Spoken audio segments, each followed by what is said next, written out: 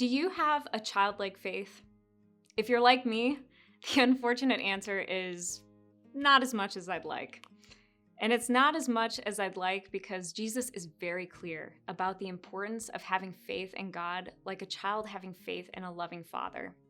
He teaches that nothing expands the human ability to collaborate with Him quite like the faith of a child.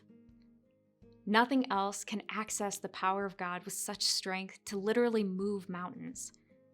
Now, childlike faith is one of those things that's really easy to spot. For those who have it, you can see the joy in their eyes, the simplicity in their life, and the courage in their actions. My great aunt, Esther Pariseau, had that easy to spot faith.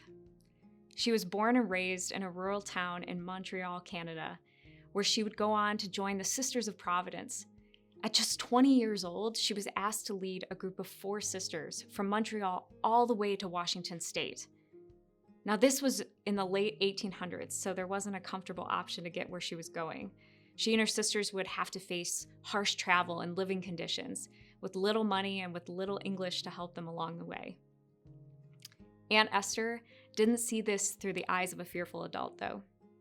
She saw this invitation as one coming from a loving parent who knew what was best for her. She may have thought God was crazy, but when He said go, she went.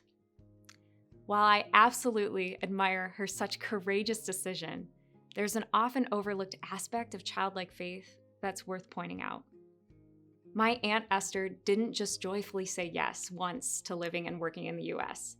She said it every single day, and with every single holy moment of collaboration with God over 50 years of ministry.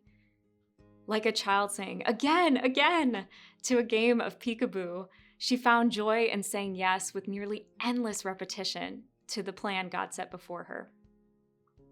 It was those consistent and repeated yeses that led to extraordinary impact.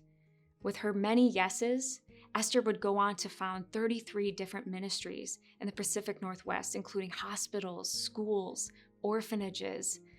She transformed the lives of so many people that she was even honored with a statue in Washington, D.C., commemorating the gift that she was to the world. Esther became Mother Joseph of the Sacred Heart.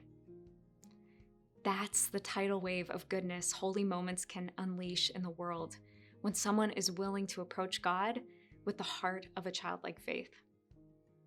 Best Advent Ever is bringing hope to a hopeless culture for free, thanks to the Dynamic Catholic Ambassadors Club. Click here and join to help unleash a tidal wave of goodness in the world.